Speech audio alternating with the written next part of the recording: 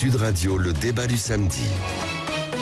Éric Zemmour est-il un candidat sérieux pour le second tour? Vous votez sur le Twitter de Sud Radio. Pour l'instant, vous répondez oui à plus de 60% d'entre vous. Vous nous appelez 0826 300 300, quel que soit votre avis. C'est le débat du samedi. On en parle avec Mathieu Souquier. Bonjour à vous. Bonjour à tous. Vous êtes expert associé à la Fondation Jean Jaurès. Vous êtes par ailleurs co-auteur de ce livre 2022, la flambée populiste. C'est publié chez Plomb. Nous sommes également en direct sur Sud Radio avec Stéphane Ravier. Bonjour à vous. Bonjour. Vous êtes sénateur des Bouches-du-Rhône et tout récent membre de Reconquête. Je parle d'Éric Zemmour et du second tour parce que notre rolling IFOP fiducial pour Sud Radio, pour la première fois hier, a placé Éric Zemmour en deuxième position des intentions de vote des Français pour le premier tour. 16,5%, un demi-point devant Marine Le Pen qui est à 16%. C'est la première fois de la campagne qui est donnée au second tour par notre sondage. Stéphane Ravier, ça fait quelques jours que vous avez quitté Marine Le Pen pour rejoindre officiellement Éric Zemmour. Éric Zemmour se retrouve au second tour dans les sondages. Est-ce que vous y voyez un lien de cause à effet? Bon, je suis mégalo, mais pas à ce point-là quand même. Il faut d'abord se calmer un peu. Je suis à l'image des Français. Les Français, à mon image, ils se tournent désormais vers celui qui incarne l'avenir, qui incarne l'espoir, qui incarne une véritable rupture. Après seulement 4 mois d'existence, le mouvement Reconquête, la candidature Éric Zemmour, non seulement a explosé pour les intentions de vote au premier tour, puisqu'il était à 5, 8, 10, 13, 12, voilà, 16 et demi dans ce dernier sondage, ce qui le qualifie au second tour. On n'en est pas encore là, c'est qu'un sondage, mais bon, c'est la tendance. En tout cas, c'est la tendance. La dynamique, elle est là, et les intentions pour le second tour sont très prometteuses, puisqu'il reste encore 1 mois et demi de campagne. Donc moi, c'est pas seulement à se qualifier au second tour qui est l'objectif, mais c'est de rejoindre l'Élysée. Et ça, c'est ce qui sera beaucoup plus compliqué, justement. C'est pour ça qu'on en parle et qu'on va en parler avec vous, Stéphane Ravier. Mathieu Souquier, pour le coup, la dynamique Éric Zemmour, elle est là, malgré les dérapages qui parfois l'avaient fait baisser, malgré les incidents, y compris chez Stéphane Ravier, sa visite mouvementée et chahutée du côté de Marseille. Comment elle s'explique, cette dynamique, Mathieu Souquier ? Alors, comme le disait Stéphane Ravier, il faut évidemment être prudent par rapport au sondage. Ce qu'ils disent globalement tous aujourd'hui quand même, c'est que Valérie Pécresse, Marine Le Pen et effectivement Éric Zemmour sont dans un mouchoir de poche. Et que donc la percée d'Éric Zemmour, telle qu'on l'a enregistrée à l'automne, n'aura pas été une forme de bulle. Ou en tout cas, la bulle n'a pas éclaté à ce stade. Donc la candidature d'Éric Zemmour, elle est effectivement prise très au sérieux. Alors, pourquoi est-elle en réalité sérieuse, cette candidature? Parce que précisément, en fait, elle fait écho à 2 forces souterraines qu'on observe dans le pays, qu'on observe dans l'opinion depuis un certain nombre d'années. Alors, une première vague qui est ce qu'on a pu appeler une forme de vague populiste ou d'enracinement du populisme dans le pays, c'est-à-dire la conviction de plus en plus partagée que nos élites étaient défaillantes, qu'il y avait une faillite de nos élites, une faillite de notre système et même une trahison de nos élites. Et puis la deuxième tendance, c'est un déport vers la droite de l'ensemble de l'échiquier politique. Et non seulement un déport vers la droite de l'ensemble de l'échiquier politique, mais un déport vers l'extrême droite, y compris d'une partie significative des sympathisants des Républicains. On observe que sur un certain nombre de sujets, et en particulier pour ce qui est du rejet de l'immigration, on a aujourd'hui des positions des sympathisants républicains qui sont totalement alignés ou quasiment totalement alignés sur les positions des sympathisants du Rassemblement national. Donc entre l'enracinement du populisme d'un côté et l'extrême droitisation d'une partie de l'opinion, on voit bien qu'il y a 2 forces souterraines très puissantes qui portent en réalité l'émergence du phénomène Zemmour. Et j'y ajoute sur la forme une 3e dimension, c'est la radicalité. C'est la radicalité du discours. La demande de radicalité, elle existe dans le pays. En 2017, elle était captée essentiellement par Marine Le Pen et par Jean-Luc Mélenchon. Cette fois-ci, c'est effectivement Éric Zemmour qui, mieux que les autres, capte cette demande de radicalité. Vous avez un tiers de l'opinion qui demande de la radicalité forte, qui dit les demi-mesures, c'est fini. L'eau tiède, c'est fini. Ouais. Vous avez un tiers de l'opinion qui, à l'inverse, demande de la tempérance, du calme, de l'apaisement, du compromis, de l'écoute et du respect. Et puis vous avez un tiers de l'opinion qui ne sait pas encore. Et donc on verra, on verra où c'est ce se troisième portent tiers. Ces tendances.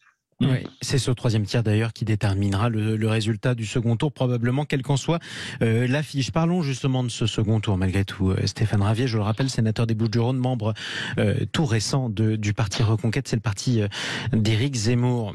Comment vous imaginez qu'Éric Zemmour puisse rassembler les Français? Quand on regarde les sondages, il est donné au second tour, c'est aussi celui qui est donné par une large majorité des Français comme raciste. C'est ce que disent aussi les sondages. Comment vous pensez qu'il puisse rassembler? Juste un mot sur ce qui vient d'être dit sur sur ce rejet des élites.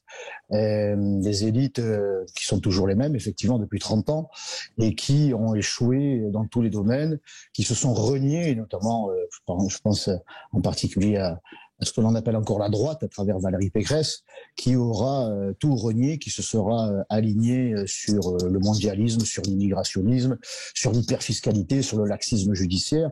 Mais c'est vrai aussi du côté de Marine Le Pen.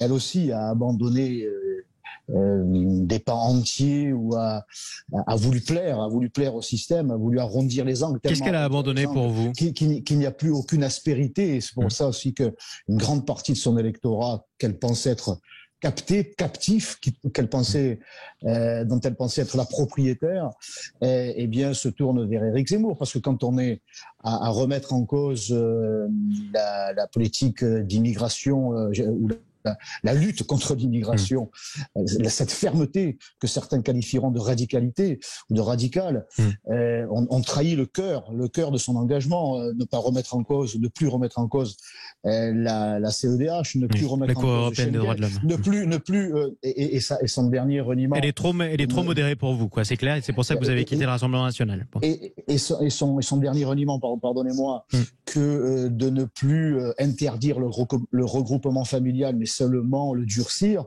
Bon, il faut pas qu'elle s'étonne qu'il y ait des centaines de milliers, des millions d'électeurs qui se retournent vers Éric Zemmour, qui lui est en phase avec la réalité migratoire, avec ce qu'il appelle, et ce que j'appelle moi depuis longtemps, le grand remplacement. Et face à un phénomène migratoire qui en est aujourd'hui au stade de grand remplacement, il faut des mesures fortes. Certains appellent ça radical, mais des mesures fortes qui correspondent à la situation que vivent les Marseillais, que vivent les Français. Mais alors parlons justement de ces mesures fortes qui sont... Stéphane Ravier, parlons de ces mesures fortes qui sont proposées. Tout ça permettra à Éric Zemmour, permet à Éric Zemmour non seulement de s'installer, de faire en sorte que ça ne soit pas seulement une bulle, mais de s'installer et aujourd'hui d'être annoncé au second tour de cette élection présidentielle. Alors parlons de ces mesures fortes, comme vous dites, qui sont proposées par Éric Zemmour dans son programme. Comment peuvent-elles convaincre les Français? Tiens, un exemple, la politique carcérale, construire 10 000 places de prison. On était en direct sur Sud Radio ce matin avec un surveillant pénitentiaire qui expliquait que c'était quasiment impossible en 5 ans. Expulser par ailleurs 10 000 prisonniers étrangers, impossible aussi, nous disait-il. Comment vous voulez réunir une majorité des suffrages au second tour avec un programme pareil?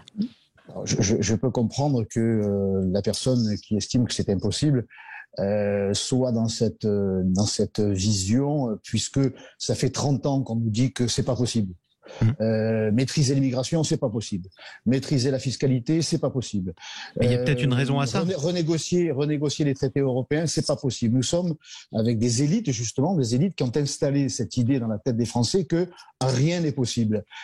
Et bien évidemment que c'est possible. C'est une question de volonté politique. Et Éric Zemmour, lui, a cette volonté, cette détermination, cette force.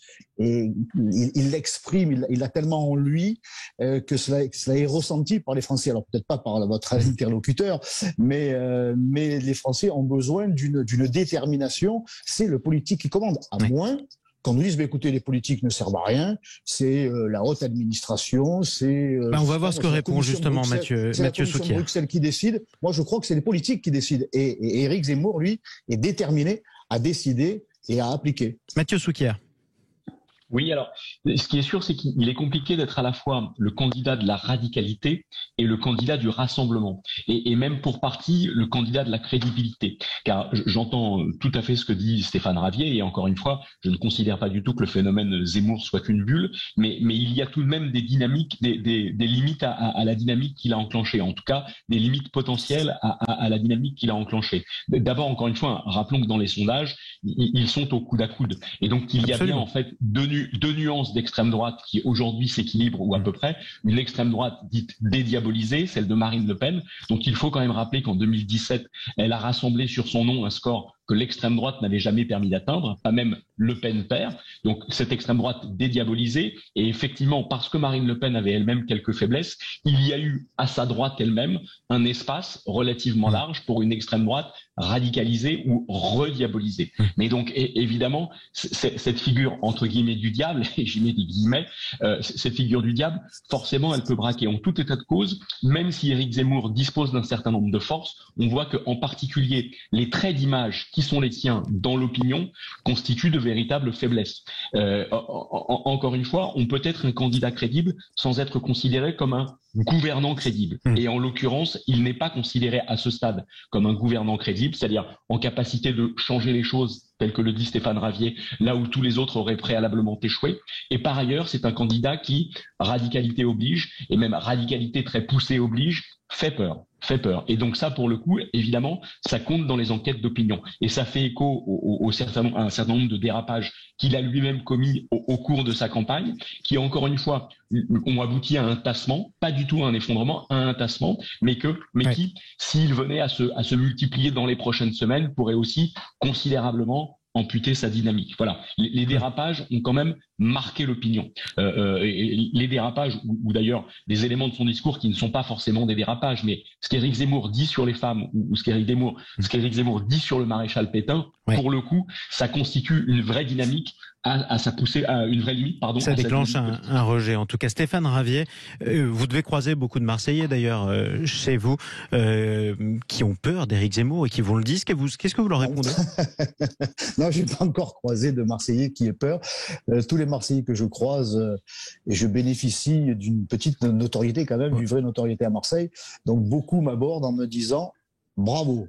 Félicitations pour avoir rejoint le Z, comme on dit, pour avoir rejoint Éric Zemmour, parce qu'à Marseille, évidemment, on concentre tous les problèmes que les Français rencontrent, que les Français subissent, mais ici, c'est multiplié par 10. Hein, c'est pas une immigration, une déferlante migratoire, c'est l'immigration de peuplement. Ce qui ne veut pas dire que tous les Marseillais s'apprêtent à voter Zemmour, et vous le savez vous-même, Stéphane Ravier. Mais écoute, on se contentera de 50% plus 1 au deuxième tour, et on se contentera au préalable qu'il le qualifie au second tour.